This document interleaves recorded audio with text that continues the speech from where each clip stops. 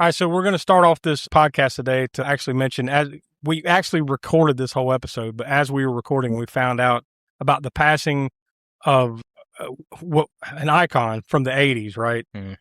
Donald Gibb, which I forget how old he was, but I think he was born in 50s, so he was in his 60s or something, right? 71. So he was 71 years old. Mm-hmm. I think I saw, I don't want to get too much into speculation or something, that apparently he'd been battling cancer of some type recently, so maybe that's what led to. I know he had deteriorating health. Pretty sure it was from cancer.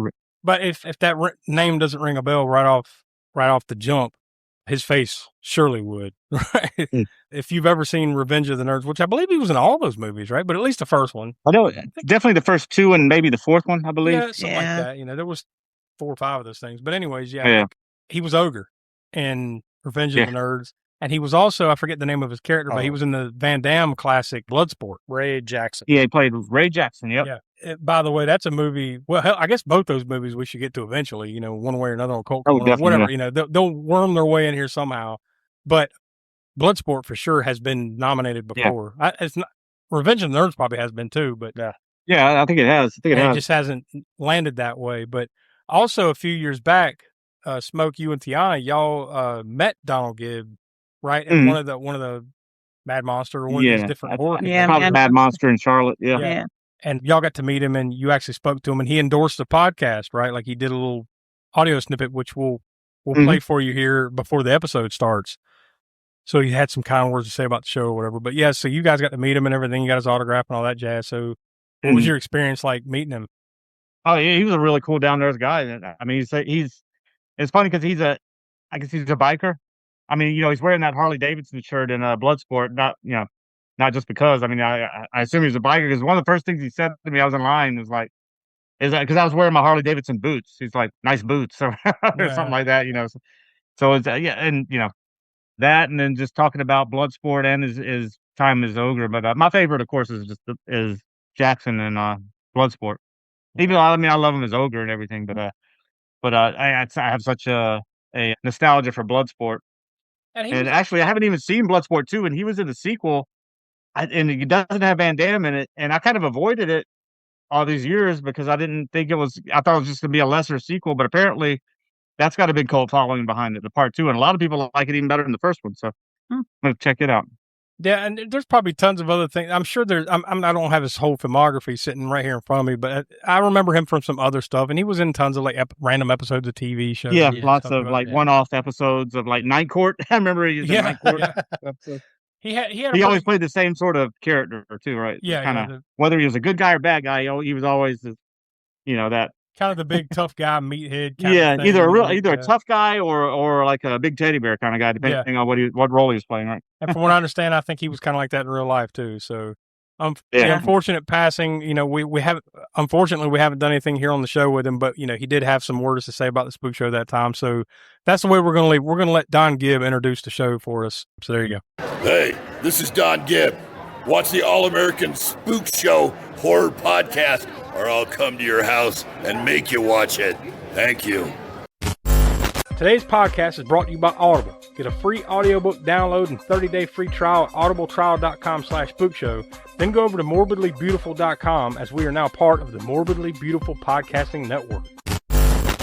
Now, here is a motion picture film.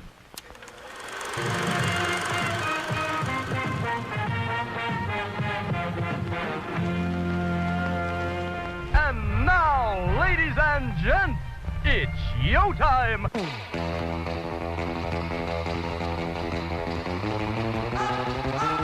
To do the bimes. Say hello to my little friend. Go ahead. Make my day. Come quietly or there will be trouble. I'll shove that bat up your ass and turn you into a popsicle. Inconceivable. Welcome to the All-American Spook Show podcast. I'm sorry, boys. I'm afraid I can't do that. I'm afraid I can't do that. Welcome back to the latest edition of the All-American Spook Show podcast. I'm Josh. I'm joined here with Donnie. Yo. Tiana. Hey. And the Professor Smoke. What's up? And this is Cult Corner. If you're new to listening to this little sub-series that we do here, it's all about cult favorites, cult classics, even some that aren't really cult movies, but kind of just popular movies, things that we like. And basically, we just talk about those instead of our usual bit, which is horror. So pretty much any cool movies that we like, any cult classic type flicks, just not horror here on Cult Corner. So the way we always come to the conclusion on these is we all nominate a movie, spin a wheel, eliminate, blah, blah, blah, get it down to one, and then that's the one that we're going to watch. So, Donnie, it was your nomination that won this time around. Yeah. So what are we talking about this week? Man, I loved this movie growing up. So yeah, we're going to talk about Gleaming the Cube from 1989. Super excited to get this one. Yeah, it seems like this has come up before. Like, you probably nominated it or someone else or something, right? I've seen this before, but it's been a long time, like early 90s, last time I watched this movie. Tiana, what about you? You ever seen this one before this? I have not, and I was shocked. Oh, wow. Especially with Christian Slater, back then. Smoke, what about you? No, once again, this is one of the few, I guess you call it, like, kind of big. I mean, I don't know what category you'd put it in for the 80s movies. It's pretty big. I mean, it's got Christian Slater, and it was, is 89. But for whatever reason, I, missed it. Not purposefully, just never rented it. Didn't see it in the theater. I mean, it would have been right up my alley because of the whole, rad for BMX and thrashing for skateboarding, well, and BMX bandits and this one, but I missed it somehow. The theater thing makes sense. Like, this played very limited. Oh, okay. It came out, and we'll get into that, but it played very limited, and it looks like maybe it was only out for like a week or two and then gone. As far as theaters are concerned, this was one of those ones that kind of took on a longer shelf life.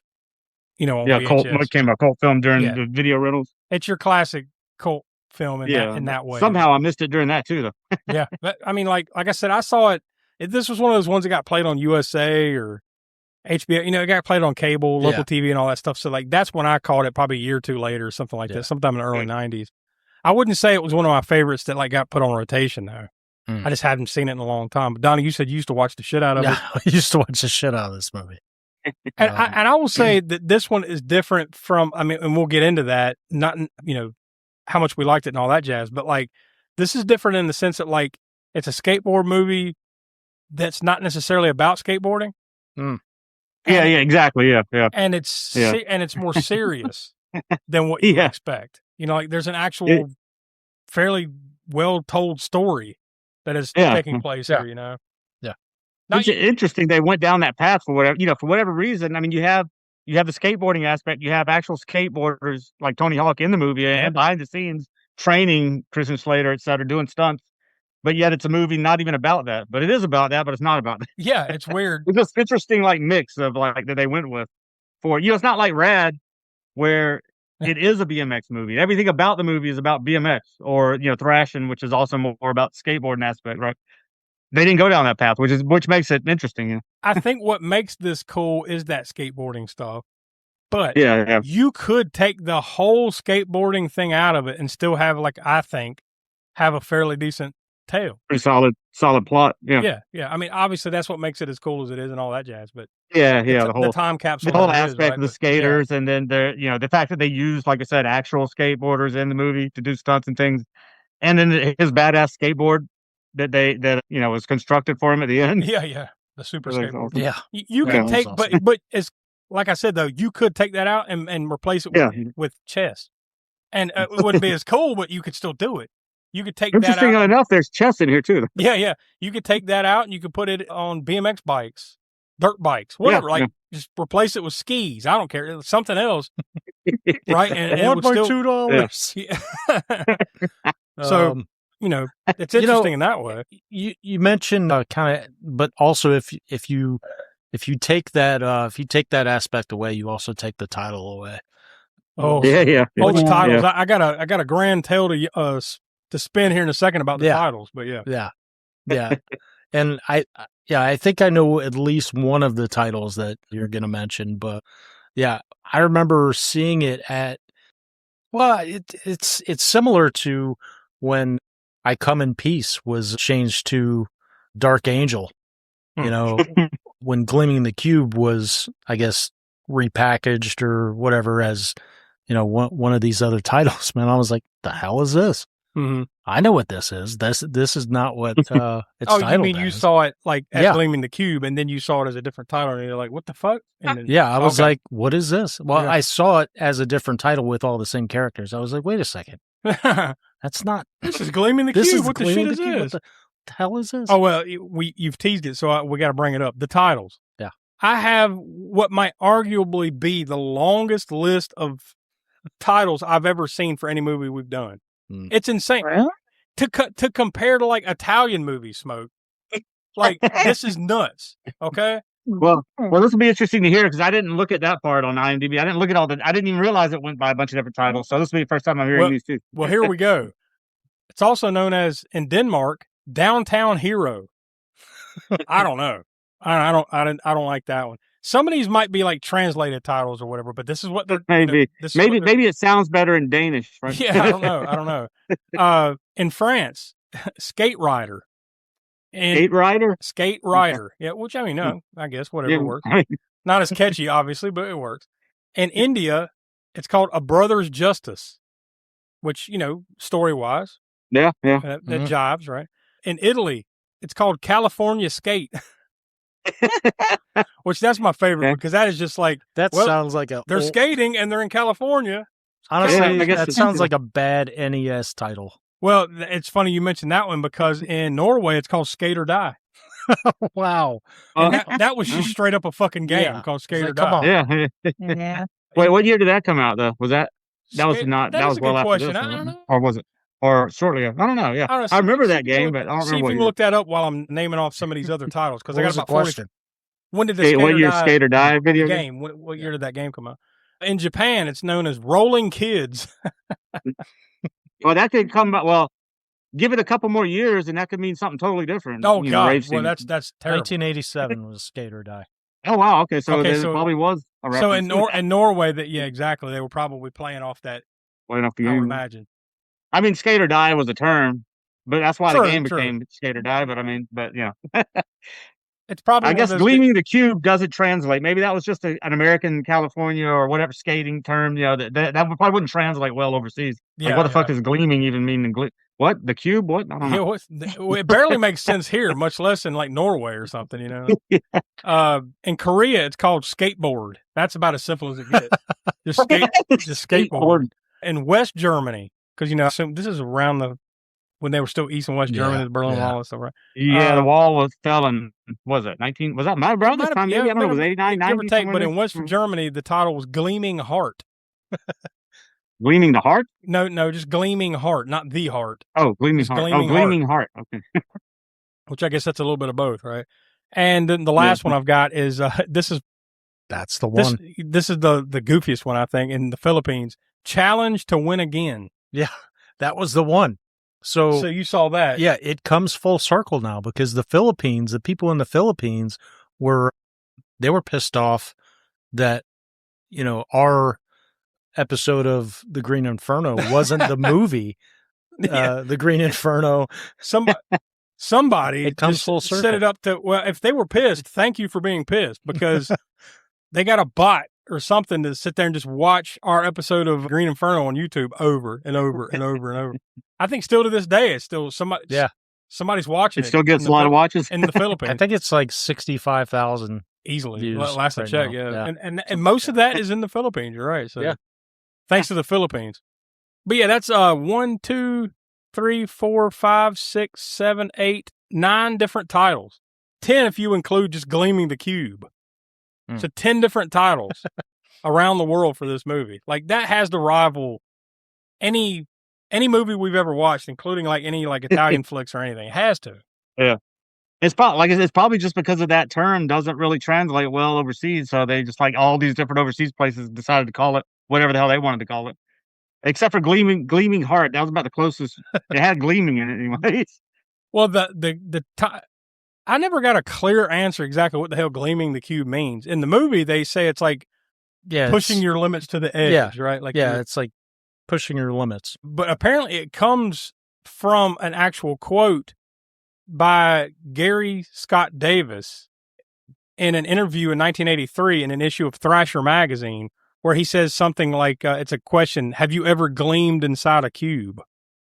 That's, I guess, so it must have been some kind of skate term that had been going around. I mean, or sounds like something dirty. Anyways. Yeah. Well, I thought of your brother for some. Apparently on the DVD, or at least one DVD, maybe one of the original releases, I don't know, there's an Easter egg. When you highlight the skateboard on the main menu, you can watch a short featurette entitled, "What Does Gleaming the Cube Mean?" So if you got the DVD, go see if you can hunt that Easter egg down. This was released January 3rd. If you don't know what it means, you're a Neo Maxi Zoom Dweeby or something. Yeah, that's exactly what it says. And then it just, okay. And a picture of a middle finger, and then it cuts off. But it was released January 13th, 1989. It was produced by Gladden Entertainment, distributed by 20th Century Fox. It's rated PG-13. Total run time of 1 hour and 45 minutes, which is a tad long for a movie like this. Probably could have cut a little bit out of it, but it doesn't really detract from it either. On IMDb, it's listed as a tragedy, action, drama, mystery. It was filmed in various areas around Los Angeles, including Long Beach, Culver City, Irvine, California, roughly in the month of September of 1987. So about a year and a half or so before it actually got released was when it was filmed, for a budget of $10 million. Thanks. And it only went on to a worldwide gross of $2.7 million. So it did not do well. Some of that, though, like I said, might have something to do with the fact that it just didn't play in a lot of theaters. I mean, really, as far as like what I could find, it only played for about a week or two, and it only played in about 466, give or take, theaters when it opened. So, like, I'm sure that played into it a little bit. Also, what was out that weekend might have played into it. I don't know. When we have it, I always like to mention it. I've got the top box office that weekend that it came out. So this is the weekend of January 13th through the 15th of 1989. So surprise, surprise, there's some pretty good ones on here. And its opening week, Gleaming the Cube came in at number 18, but just below it, at number 19, was the 1989 re-release of Pumpkinhead. just below it. The Bill Murray Christmas classic Scrooged was still playing at the theaters. So was The Land Before Time, that the first of like 20 of those fucking animated dinosaur movies, right? Yeah. Number 13, I'd like to get that on the... I'm Gonna Get You, Sucker was number 13. Oh, yeah. That would be a good one for... I'm gonna get you, sucker. For Colt Corner there. Oh, yeah. But the top 10, number 10, the Disney animated classic Oliver and Company was still playing. Number 9, the comedy classic Dirty Rotten Scoundrels. Oh, yeah. Was still out. Number 8 was the first weekend, or the opening weekend, of Deep Star 6. Man, I haven't thought of that movie in forever. I can't remember. That's the one that Sean Cunningham of Friday the 13th directed, right? I believe. Maybe. There's two of those movies that came out around the same time. It was Leviathan, I think, and that one. And I can't remember. Pretty sure that's the Sean Cunningham one, the Deep whatever. Deep Star 6, yeah. Number 7, Mississippi Burning. Good flick. Was still playing. Number 6, speaking of good flicks, The Naked Gun from the Files of Police Squad. So the first Naked Gun movie was in its 7th week. Number 5, one of Donnie's favorites, Working Girl, was in its 4th week. Number 4, also in its 4th week, The Accidental Tourist. I don't really remember that at all. I remember the title, but that's about it. I remember the title, but I don't. Yeah. Number 3, Beaches, also in its 4th week. I think that was what's her face, the singer. I don't fucking know. Blanket. The redhead. Bette Midler. Oh. Yeah. That sounds right. Number 2, one we all remember more fondly than Beaches, Twins, the Schwarzenegger Danny DeVito classic. That was in its 6th week. And then number 1, I assume for the 5th week, I don't know about 5th week in a row, but it was in its 5th week. But at least for the previous week before that, it was still number 1, Rain Man, Dustin Hoffman, Tom Cruise classic, which that's a movie I remember enjoying at the time, but I haven't.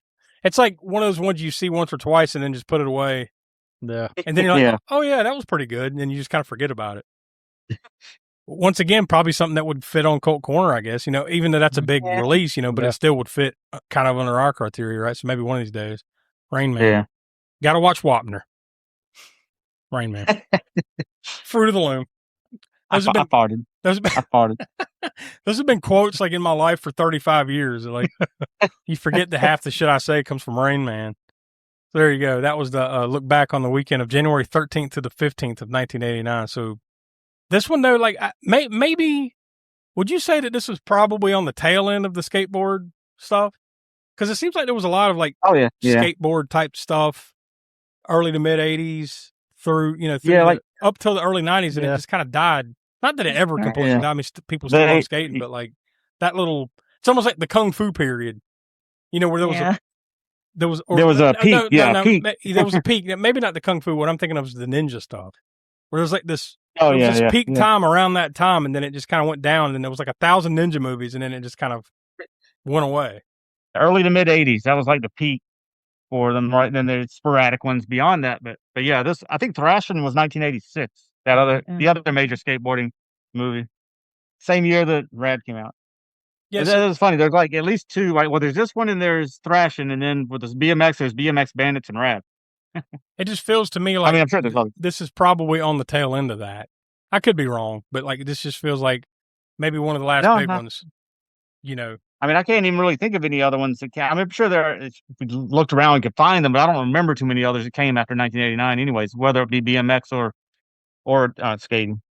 Yeah, this was also a huge year for Christian Slater, because arguably 1989 was probably the year where he really broke out, because like he had been in the year before that he had a role in Tucker, the Man in His Dream. Remember, that was not that was a huge movie, but it was a thing that year. But then just alone in 1989, he made this movie, Heathers, and The Wizard. Oh man, The Wizard. Yeah. By the way, Cult Corner. Yeah, all the way, right? But Gleaming the Cube came out.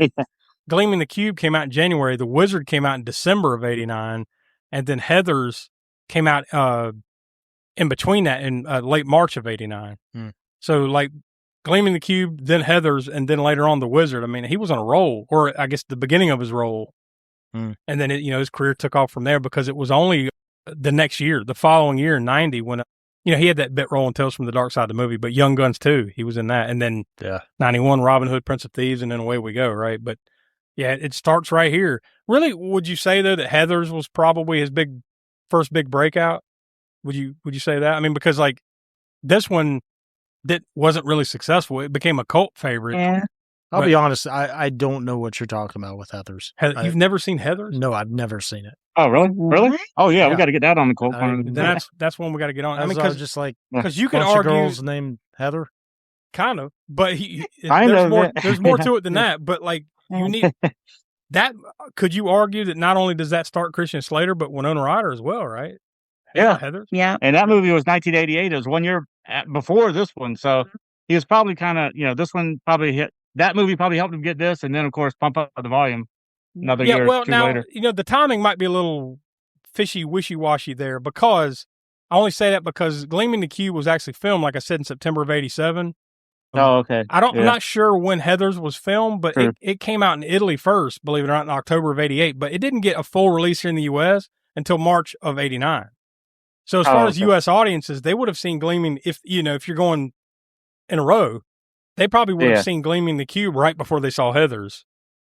So, I don't know how you put it. I would say most people probably saw him in Heathers first before they saw this. Yeah. So I would consider that more of his breakout, arguably. But once he took off, though, like he's off to the races after that. So, yeah, that officially in '89, all that came out. So, either way, pretty crazy time for Christian Slater, right around the time this comes out. Yeah, you said when did you say this filmed? Gleaming the Cube filmed in '87. Sometime in '87. Yeah, roughly around September of '87, give or take.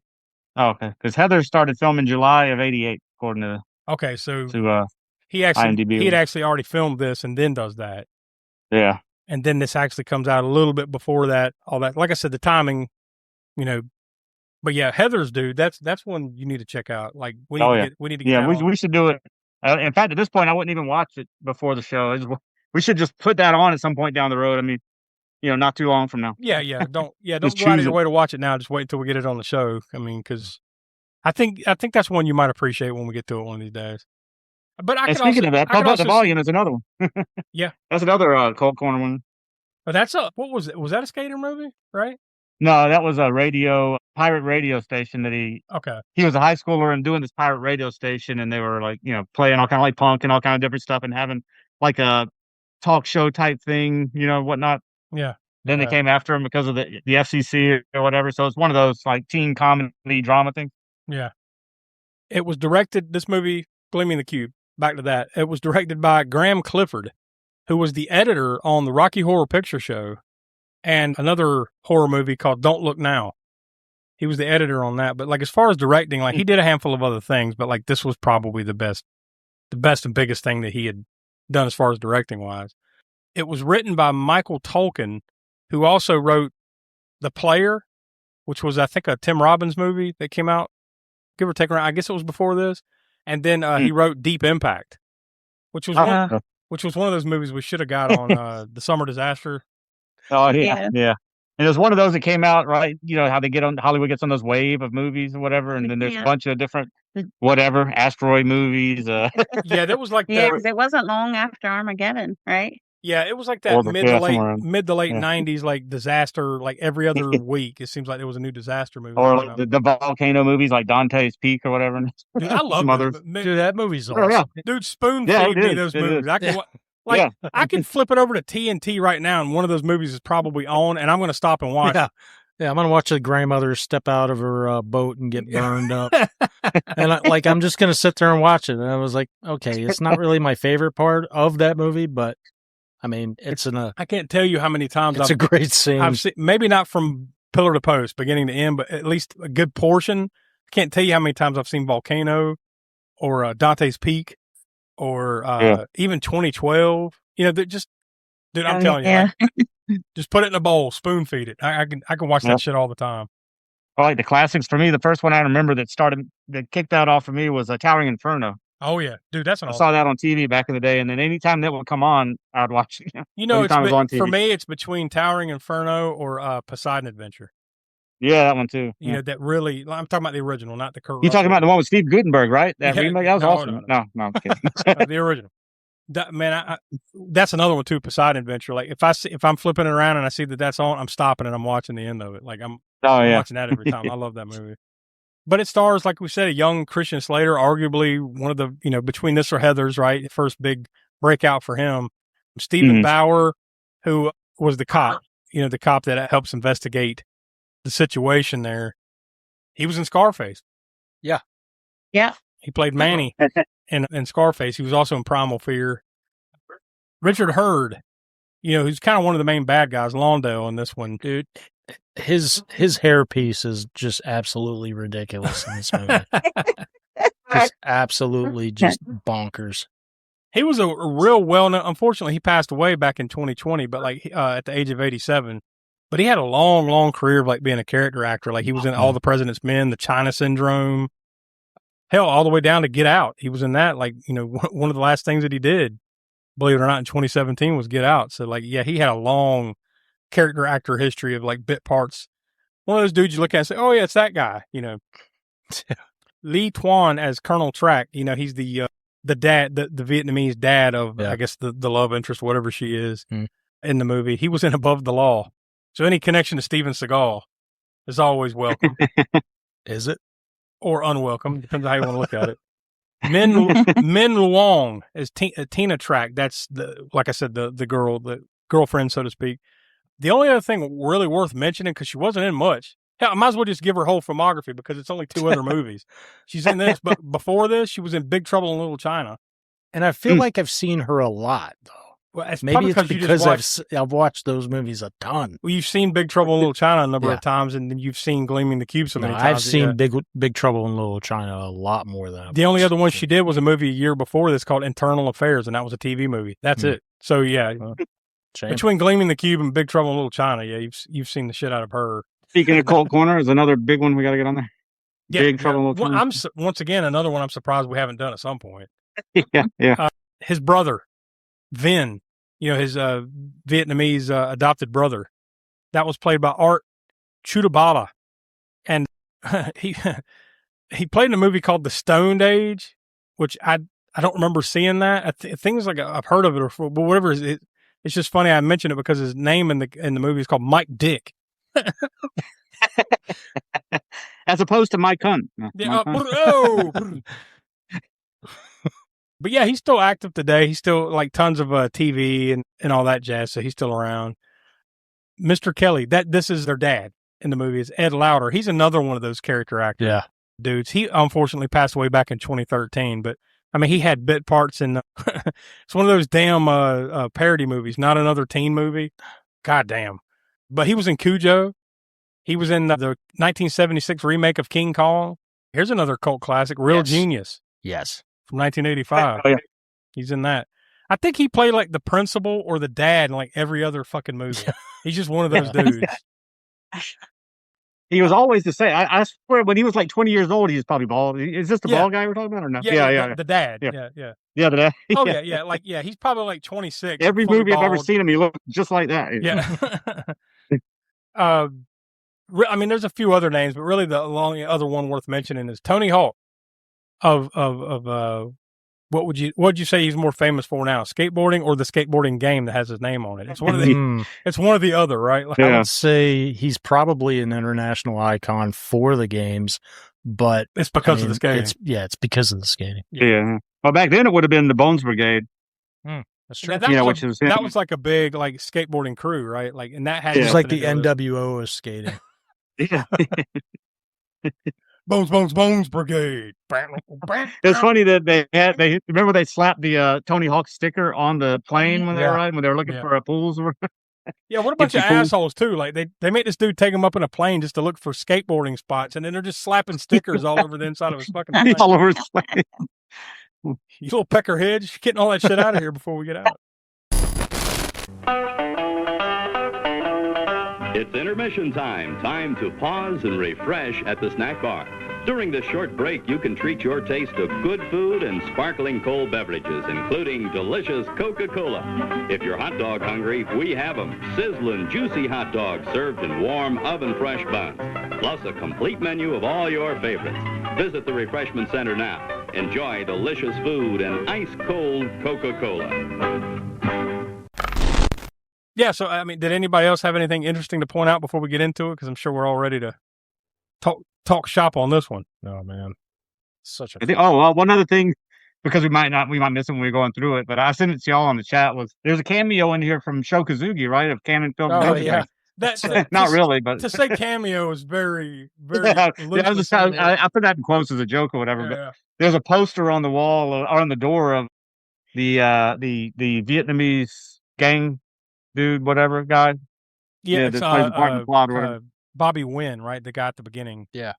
Apparently, he's a big martial arts fan or something, because I think there was a couple of Sho Kosugi things on his wall and a couple other ninja related things on his wall. So always enjoy any kind of ninja cameos in movies. It's good. It's a good time. I mean, whether it be an actual ninja or at least a poster or something. Well, you pointed it out to us in the chat or whatever. You said you had that poster or something similar to it, right? Yeah, I had a few of them.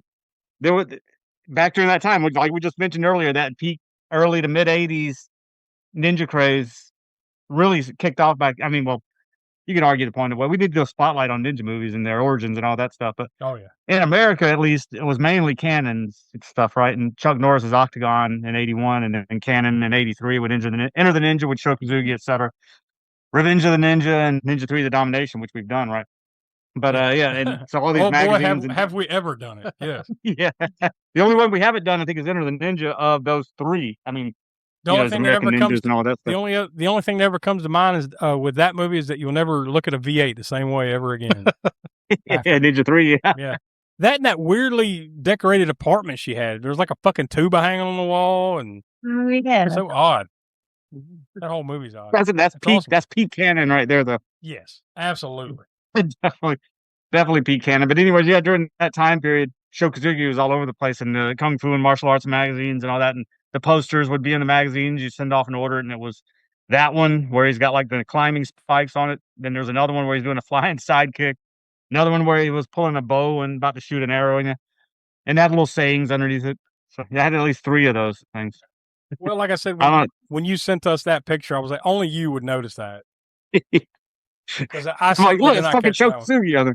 Yeah, I certainly did not catch that one. So hats off to the professor yet again. Yeah. Anyways, let's go ahead and get into the movie. So, like, at the you got the it's pretty generic credits or whatever, right? Like nothing crazy, but they're skating on the tarmac. That's what I was like, all right. Wait a minute, was this wasn't allowed back then or today, right? Like they wouldn't just let a damn bunch of kids come out and skate on the tarmac, would they? Ever? And yeah, this is kind of I'm gonna say it anyway.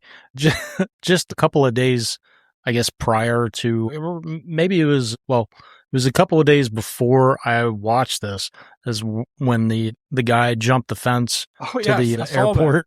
And just ran in front of a plane. Rough. Yeah, that's rough. You occasionally hear of stuff like that. Like, I don't know what the hell's going through somebody's mind other than the plane again. Yeah. But Apparently it happens more in Europe or overseas anyway than it does here. But man,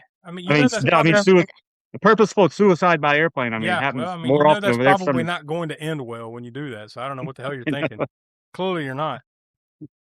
But yeah, like basically the whole setup or the premise of this movie is family. Christian Slater's character is called Brian, right?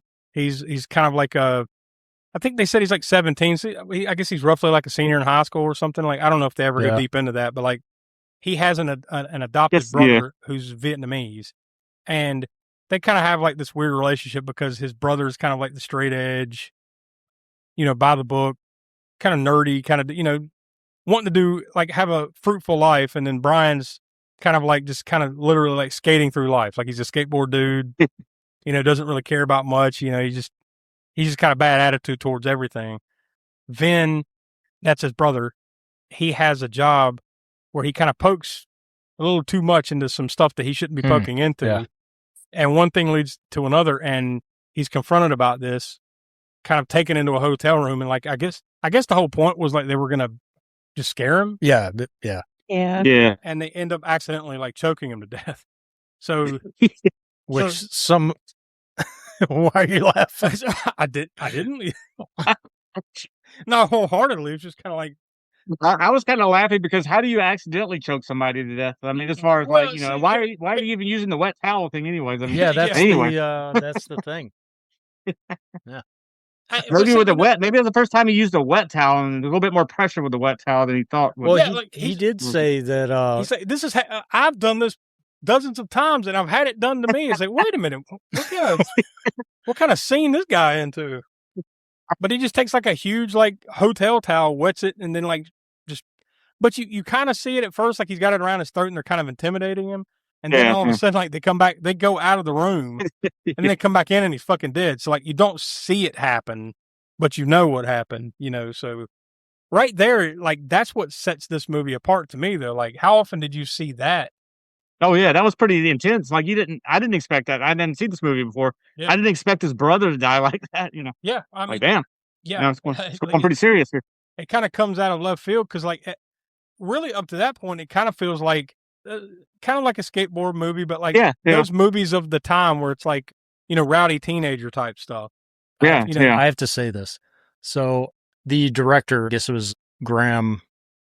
Anyway, he's done. I don't think his name was Graham anyway. Graham anyway. Graham Clifford. Graham Clifford, yeah. So I looked into a little bit of his background, and he had done, well, you know what? Shit, I'm mixing up movies. Never mind. Oh, well. Disregard. Okay. What I was going to say is there is someone who is, I was going to mention the Muppets because and there's a reason. How do you get there? There's a reason. So I was thinking, and no, like when the Muppets had Kenny Rogers on for their. Okay, I'm with you. Okay. And they did a rendition of The Gambler, and you actually see a Muppet die in the Gambler because he just, the little Muppet spirit just lifts up, and you see more. You see a more Muppet. Well, you see a Muppet die. You see more death in that Muppet thing than you do in Gleaming the Cube. I guess so. The only thing that I can compare that comes to mind is, and I don't want to spoil it completely for those that may not have seen it, but Transformers the movie. Oh yeah, that heartbreaking moment in Transformers the movie. It's like when you're that age, your formative years, like this is like soul crushing. You have to face death, and I mean honestly, that's what happens in this movie, right? In the sense of like you didn't see this a lot in these type of movies that are, let's face it, are movies that are geared towards kids. Maybe not. Maybe not little kids. It's a PG-13 movie, but you got to figure they probably. I didn't watch a trailer, but they probably marketed this as like a radical skateboarding kind of movie, and then you come and watch. You watch his fucking brother get choked out with a wet towel. You're like, God damn. Which, by the way, there was two things in there that I appreciate anytime I see them in movies: ninjas and video stores. Oh, yeah. Because that's where he was working at. Was even though it was a Vietnamese video store and the Vietnamese titles or whatever, it's still a video store, you know. Yeah, it's still cool to see the old school video store. Yeah. So Brian goes on kind of a little bit of a rampage. He starts doing his own investigation, and he goes into a pool hall. And of all the Vietnamese pool halls to go to, he finds the guy that choked his brother out. But he doesn't know that. But what are the odds, though, that he's just trying to go somewhere where there's like some Vietnamese guys to read a note to translate it for him. And then he hands it to a guy that just so happens to be right beside the dude that just killed his brother. So that one thing leads to another. That obviously becomes a problem. And I think he's following him or something. Then he kind of turns around and follows him by getting into the car with him. I'm talking about Wynn, the guy that choked his brother out. Yeah. And he's in the back seat of the car while the guy goes to meet with Lawndale and Colonel Track, Colonel Track is the dad of Vin's girlfriend. Yeah. Right? Yeah. And the other guy's just like the dude that he's in cahoots with. So essentially this is all about running guns or something, right? Like they're illegally shipping guns, I guess, to Vietnam through like some relief fund, right? Yeah. Because he has some like Vietnamese anti-communist relief fund thing, I think is exactly what it is. It's exactly. Yeah. and he's sending guns and ammunition to Vietnam, but through like this guise of sending aid and food and stuff, like medical supplies or whatever. So that's what Vin uncovered that got him killed. So now Brian's in the thick of this looking in, and he goes to the meeting of Lawndale and Track when they kill Wynn. They kill the guy that killed his brother, but he's a witness to all of this. So obviously another set of issues, right? He just keeps tripping into these horrible, horrible things. It wouldn't be a good 80s movie without a montage, though. Well, yeah, the skateboarding montage. Yeah, no, not just a skateboarding montage, a skateboarding with emotions montage. Like, he's got it's kind of like the stick of the Footloose montage, but with skateboarding. Like, where he's dancing his emotions out. No, he's just skating his emotions out. That's all it is. This is a random one that I made a note on just because I thought it was weird. So when he goes to meet Tina was Vin's girlfriend. For two things. Number one, is it weird that he's kind of moving in on his dead brother's? Yeah, that was. I mean, listen, bro code. There is a point though. Like he never fully moves in, right? Like he's not. I think he's just trying to find out information at first. Yeah. I don't think he intentionally meant to. I got an opportunity here. My brother's gone. Tina. But that's kind of odd. But put that aside, right? Yeah. When he goes to meet her for the first time, she's like, I'm not supposed to mess with American boys or whatever, but they have their little conversation. He's like, besides, look at you. Right. And then he has his makeover or whatever, right? Yeah. But the part that kind of got me, I was like, what the fuck? He goes to the Coke machine to get them a drink, and 2 cans of Coke come out at the same time. Did you notice that? Like, or am I the weird one? Like, you're the weird one. He puts the money in, and 2 cans come out at the same. Not like 1 can and then another can. It's like money in and 2 cans falls out. So did he Fonz that fucking machine, or was there some weird 2-for-1 can machine in L.A. back in 1987? I don't know. It's just one of those weird little things that I noticed. Maybe it was, the ghost from Maximum Overdrive. The unseen force that caused all the problems in Maximum Overdrive just came out for that one bit and then went away. The motorcycle chase scene, that was pretty cool. Like, where the motorcycle gang is chasing Brian, and he's he's on the back of the bus at first, right? Yeah. And it like rips. Oh no, was it a bus? Was it a bus? Or, well, I mean, I don't know what it was. He attached. He was on a bus so many at different vehicles. times. He was on different things. Yeah. Well, it was a bus at first. It was later on that it was a Corvette. That's right. Yeah, that's the one where the motorcycle guys were chasing him when he was on the Corvette. The first time, or maybe not. No, I think it was at least after 3 or 4 times he's on vehicles. Yeah, I think that's the one where like they kind of caught him off guard and like fucked his skateboard up. When the motorcycle game came after him, because then he has to go to his buddy. What was his name? Yabo? Was that Yabo? Yabo.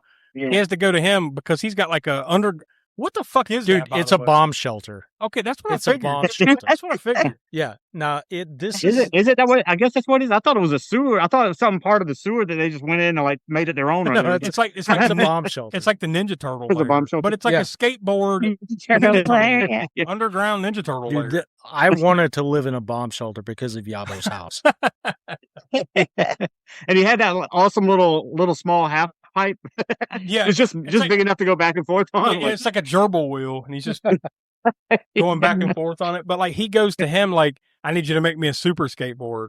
So like he makes something to rival like the hoverboard from Back to the Future 2. Oh yeah, Yeah, it's supposed to be like heavy duty trucks and heavy it's duty got, like, tires diamond and all this plate, stuff. on the it. metal Yeah. deck and all that stuff. It's like holy shit. That's like the holy grail of. It's the most heavy metal skateboard you'll see, literally and figuratively. Oh, by the way, how much did Pizza Hut pay? Like they had a $10 million budget. Like $8 million had to come from Pizza Hut, right? Like It must, yeah. Not only is there a Pizza Hut actual store in it, but then there's the Pizza Hut truck with the Pizza Hut sign thing on top of it that they're driving. I've never in Yeah, I know, my yeah. life. Hawk drive, Tony Hawk drives, yeah. which is ironic because he's a skateboarder, and instead of driving or Like, riding the this- skateboard, and especially at the end, he's driving the truck. Yeah, Like, yeah, oh, yeah. Could you've had one of the Maybe that's- professional skateboarders driving the truck? Maybe that's the joke, right? Like I guess so. Yeah. Yeah. let's guess get the dude that should be most proficient at this to just drive the truck. That's hilarious to us and only us. I don't think Oh, I've ever that seen scene. There that, was a cool. that Pizza Hut Oh, go truck. ahead. I've never seen a Pizza Hut truck like that in my life. I don't know. Did they exist or was it just back this in the movie? day. I bet It was. I don't. maybe in LA or I mean, I know they didn't have one where I lived at the Pizza Hut here for deliveries. Not like that. No. Not with a giant Pizza Hut roof on top of it. Best I've ever seen is somebody's like shitty old Toyota Camry with like a sticker Little line Pizza on Hut top sign of there. it. Like that's about it. Like never anything like that fancy. Hmm. Still makes for a cool visual though. Like it's LA though. when you're getting towards the end and like the skateboard group has to help him and they come up over the hill and then the that's Pizza awesome. Hut truck. Yeah, that is awesome. They almost want Yeah, crest the hill. they almost play like the wrong music. It should have been dun dun dun dun dun dun dun dun. Dun. It's the Pizza Hut truck. Oh man, But Flight of the That's Valkyries awesome. or whatever. Yeah. They had to have paid quite a bit though to get as much Pizza Hut action in this movie as we got. But ironically, I don't remember actually ever seeing a pizza. No. I mean, maybe somewhere in there I'm forgetting it, but like Pizza Hut galore, that truck, but never actually an actual pizza. Hmm. Lawndale, the main bad guy, he kills Track. Did you notice when he got shot and he's laying there like in his wife's arms? The way obviously this is a podcast, you can't see it, but the way he's just laying there like with his mouth open, like, yeah, it's all contorted. yeah, it's the most dramatic, silly death. Yeah, and then his hands are like this, like But but you don't know that he's dead in that moment because there's like a whole chase scene. Then they're like, "Hey, how's your dad?" Mm-mm. And then, they all moved on pretty quickly, honestly. But then there's they found a way. They found an out though, right? Because their dad was in some shady shit. Yeah, he can't really redeem himself, so they basically had to kill him off. I guess in a way, yeah. But then there's the big chase scene where like Lawndale takes a cop car and then like he's grabbing a hold like the Corvette, like he's chasing them, and then the cop that's kind of been helping out investigating, he's chasing. So it's a big chase scene. By the way, if there's this level of chase going on in the streets of Los Angeles, wouldn't you think there'd be a bigger police presence than what you got? Because it's literally like the one detective, and then I think maybe one other cop car shows up. Well, it's also Tony Hawk and the skateboarders because they're also they're part of it, but you think there'd be more cops, right? Yeah, you think so? Yeah, I guess they made up for it in skateboarders. Oh, Police Academy. There's plenty of cops in, right? Yeah. Remember the skateboarding scene in Police Academy too? Yeah, plus he does that stunt where he goes under the rig. Yeah, that was awesome. It seems like I'd seen some note on that, but I don't. Yeah, there was a professional stunt skateboarder guy or a stuntman. I don't know who it was, but a lot of this was too. And Christian Slater did do a lot of this stuff. Now he didn't do that, but he did do a lot of this stuff. Yeah, I think was it Peralta or was it one of the Bones Brigade guys who wasn't in the movie on screen trained him and was paid like $500 a day. Yeah, Stacy Peralta. Yeah, it was Peralta. That's right. Yeah, and there were some other ones, but yeah, I forget who did that actual trick. But it wasn't Peralta or Tony Hawk or Powell. I forget who it was now. I saw the name, but I didn't recognize it. That's the standout moment of the chase or whatever. And then eventually they literally take him down by like Christian Slater. You know, Brian like flies off the top of, I guess he's off the street, like a higher level street or a bridge or something like that. He kind of flies off with the skateboard and just lands right on the dude and take him down. They arrest him. So they take down the bad guy. Unfortunately, Colonel Track dies, but that's pretty much the end of it. Is like, you know, they are triumphant and, you know, typical 80s fashion, the end. And then also of typical 80s fashion, you get skate tricks during the credits. Like while the credits are going up, like in the background, you just see Christian Slater's character doing random skate tricks. So there you go. Gleaming the Cube. And also, by the way, I was looking this up. Mark Rogowski, that's the pro skater who did the stunt under the rig. Oh, there you go. And nice. It's a cool, awesome trick. Probably dangerous as all hell too. I mean, even if it's a controlled environment, you know, you got to have somebody knowing what they're doing. I didn't know that. Like I said, I didn't know who he was. You don't want to look too far into it. Should I say? I don't know. Should I read what I'm seeing here about Mark Rogowski? No, we'll leave it there. We'll just let people go go Google that themselves. Yeah. Yeah, there you go. Hey, he did a cool trick in Gleaming the Cube. We'll leave it there. We'll leave it there. He did, yeah. He's got that going for him, I guess.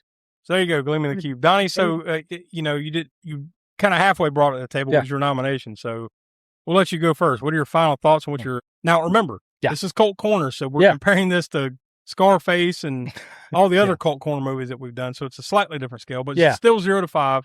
So how many stars you want to give this one? Yeah, it's a little skewed a little bit. I'm probably going to rate it higher than probably you all will, but that's only because this movie is pure nostalgia for me. That's understandable. It's your rad. It's for me, it's rad, and for you, it's this one, right? Yeah. So to me, this is, man, it's tough. But I mean, the only thing this is missing compared to Rad is the ass lining. That's the only thing. I guess in this one, the only equivalent is he managed to get 2 Cokes out of the machine at the same time. Yeah. I'm going to give myself a little bit of room here. I'm going to say 3.5. I like it. I love this movie. Yeah. There's no bones about it. All right. No pun intended. Yeah. Tiana, what do you say? Well, this is my first time seeing it, but yeah, I really liked it too. Even seeing it, you know, many, many years later. Yeah. I'm going to give it a 3. I think I'm about the same place. Like I enjoy it. I enjoyed it back in the day, but like it wasn't one that I watched all the time. But it's still like I said, what sets this apart is that it's not like there is some 80s cheese there. It's more like because of the time capsule type stuff. But it's not over the top cheese. I mean, like you actually got like a serious plot, you know, about as serious as you're going to get with a movie like this. Plot going on here. I think a fairly well done story. It's a tad bit too long. You could probably shave off 10 or 15 minutes and still get to the same place. But, you know, it doesn't really take much away from me. So, yeah, I'm going to go 3 stars myself. So, Smoke, what do you say? Yeah, I fully enjoyed it. Like I said, never having seen it before. Again, I can understand Donnie's like, you know, if you grow up with it and you see it a lot, again, like me, it was Rad. Like if you show somebody Rad who's never seen it ever, you know, like why do you like this movie so much? You know what I mean? What the hell's wrong with you? Yeah. So I mean, but when you grow up with something, you watch it a lot. You know all the lines to it. You know, it's we all have our quote unquote guilty pleasures. I guess you can kind of put it like that. It's not like the best movie in the world, but it is to you. So it's it's higher mark. And I mean and I thoroughly enjoyed it anyways. Like I said, now I haven't seen it, but I don't have, I can't have the same nostalgia for it because I didn't see it for whatever reason back then. I don't know why I never actively avoided it. Hell, I don't even remember even hearing about the name even of this movie because I definitely would have watched it. I don't know. Maybe some of that's got to do with the fact that it was kind of under the rug a little bit in 1989. Yeah. And then maybe by the time, it hits the rounds in 90, 91, maybe you're kind of aging out of the skateboard teenager type movies, so maybe it just kind of escaped you for those reasons. Who knows? Yeah, I have. But all that being said, I still enjoyed it, and I like that mix of seriousness in there, a little bit of comedy, of course, in there, and then of course the skating. And the little Easter eggs for me, like the Shokazugi poster, the video store, all that fun stuff. So yeah, I'll probably give it 3 1/4. Fair enough. So that brings us to a grand total of 3.1 out of 5 stars. So I think that's enough to say we highly recommend you check it out. Like I said, that time capsule of the 80s, early Christian Slater, very young Tony Hawk, especially like, if you're used to seeing him these days, 40 years later, whatever, that knocking on him. Yeah. Like he's very young. I mean, he looks like a kid in this movie, and all these guys. I mean, talks like one too. Yeah. Well, that's the funny thing is he doesn't have a lot of lines in this movie. Like, like he doesn't really talk much. I had to rewind it just to hear. I was like, wait a second. His voice is so high pitched. Oh, well, I mean, I don't know how old he was, but he couldn't have been, no more than, what would you guess? I mean, without looking up his actual age. I mean, roughly 18 or so, give or take. Yeah, probably under 20. Right? Yeah, I'd say so. 18, 19. Without looking it up.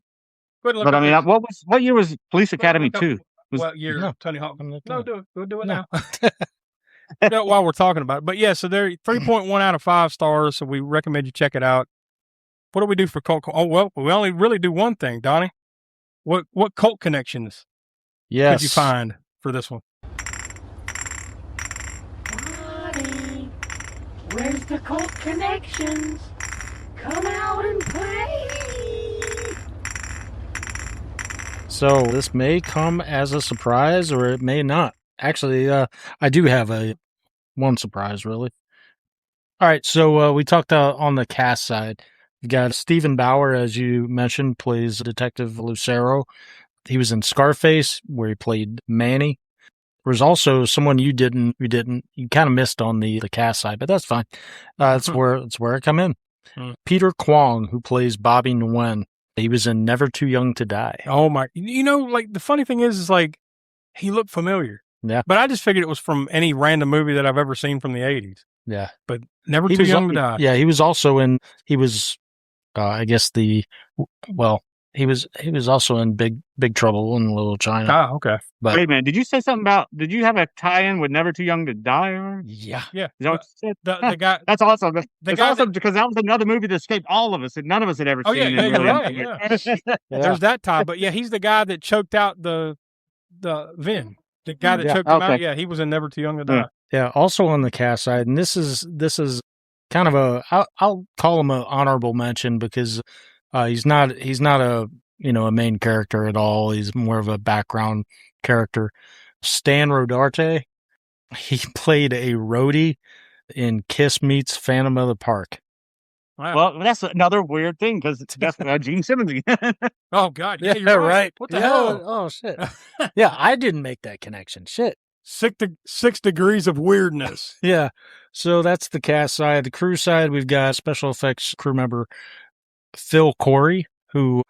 No, yeah, this is quite the little run of past Spook Show episodes when we did the Monster Squad, Mannequin, Josh's favorite, Stop or My Mom Will Shoot. Well, I mean, that was one of the better Crapster piece. That was, right? Yeah. One of the better ones there, yeah. And also Cobra. Top Flight Cannon. Yep. By the way, I looked it up while you were doing that, Donnie. Tony Hawk would have been roughly about 19 years old. Oh, yeah, I saw that too because he was born in May of '68, depending on what month they shot this in. Yeah, I think this was September of '87, so he would have been roughly, give or take, he should have been about 19 years old when they shot this. Yeah. Yep. There you go. And I looked up Police Academy. That was 1985, so that was like 4 more years before. Oh yeah, he was in that, right? I remember the whole David Spade thing, but he was in that, right? Tony Hawk. Pretty sure he was. I almost feel certain he was. Yeah, without looking it up, but yeah. I mean, I haven't looked it up, but I assumed it was him, one of the main skaters in the movie. But I mean, hell, at that point, he would have been 4 years younger, even. Give or take, yeah. Well, I mean, yeah, easily. 16 something. So he probably would have been, 14. If he was in it, I assumed he was in it. Like I said, he was maybe not, but yeah. Well, there you go. Another cult classic. I was going to say, and now his grandson is Kurt Cobain's grandson. Yeah. Who, Tony Hawk? Mm-hmm. Oh, his grandson is also Kurt Cobain's grandson? Kurt Cobain's. Mm-hmm. Wait a minute. His son. Tony Hawk's his son is with his Francis son? Bean. No, Tony Hawk's son married Kurt Cobain's daughter, right? Francis Bean, yep. Weird. Yeah. Yeah. Well, there you go. Gleaming the Cube leads us all the way down to Gene Simmons and Kurt Cobain's grandkid. You never know what paths we'll take here. Next week, we're going to celebrate Memorial Day the only way we know how, with a movie called Memorial Day. We went very blatantly obvious with this one. So I don't know what to expect. I've never seen it. It's Memorial Day. It's called Memorial Day or Memorial Day Killer from 1999. I've never seen it. Never seen anything about it. Wow. We just had a list of holiday horror, and we plucked it off of there. And we'll see whether we want to pluck our eyeballs out after watching this one. I don't know. Low expectations, but we'll see. You never know. You never know. So, all right. So, before we forget, before we completely check out here, this weekend, or in particular this Friday, up in Mount Airy, North Carolina, the Myers House NC, which you can go to MyersHouseNC.com. They do this thing called on-set cinema where you can go to these different spots where movies were filmed, and you can visit the spot, watch movies, whatever, maybe visit with people that were in the movies, whatever, the event encapsulates. But this weekend, they're going to have one in Mount Airy, North Carolina, where I guess the majority, or if not all of the movie of Cabin Fever, the first Cabin Fever movie from 2002, Eli Roth's classic or modern classic, however you want to frame it, was shot. So they're going to have that up in, from us, it's a couple hours up north of us in Mount Airy, North Carolina. So we're all going to hitch a ride together, and we're going up. We're going to spend the whole weekend there. So last I checked, it's not sold out, right? I haven't checked lately. No, it's not. Yeah, it's still not sold. So I think there's still some tickets available. So if you want to come hang out with the Spook Show, we'll be there. We're one of the sponsors of the event. So yeah, if you want to meet Donnie, have him fix you a hot dog or something like that, I'm sure we can make arrangements. S'mores. Yeah, make some s'mores. Yeah, maybe that'll be easier. But yeah, we'll be there hanging out. I'm looking forward to it. I think it's gonna be a cool event this weekend. So, and we'll have a wrap up of that too. Like if you're not able to come join us, we'll have something that comes out of that. I know we'll at least have a podcast that comes out of that. Maybe some videos, whatever we're able to do. We also got over on YouTube, Donnie's kind of been spearheading that new series, Spookshow on Location. So we're probably going to have some stuff to do with that, with this, some other stuff, maybe along the way. Who knows? So there'll be some videos, some exclusive stuff over on Patreon, which you can go to by going to patreon.com/AASpookshow. You want to become a patron there. Helps us out, and you get tons of old stuff too. We got tons of archive content over there, but we're going to be putting out some new stuff. Yeah, we've got over 400 hours of content. Just stuff that just lives there. Yeah. And pretty much nowhere else. So it's well worth just a few mere shekels of your money. Throw it our way, and you get all this cool extra stuff we've been doing for years over there. So go check that out. Also go to AASpookshow.com. Check out our YouTube channel where we do Hammer Horror and Order, Spook Show on Location, like I just mentioned. We do Video Vortex, Grindhouse Gutter. Lots of cool stuff over there just about every week, every month. Something going on there. So for Tiana, Donnie, the Professor Smoke, I'm Josh. We are the All-American Spook Show, and we'll celebrate Memorial Day together. Please replace the speaker on its rack when you're ready to leave. Failure to do so will damage both the speaker and your car. We'll be grateful, and so will the patrons who follow you.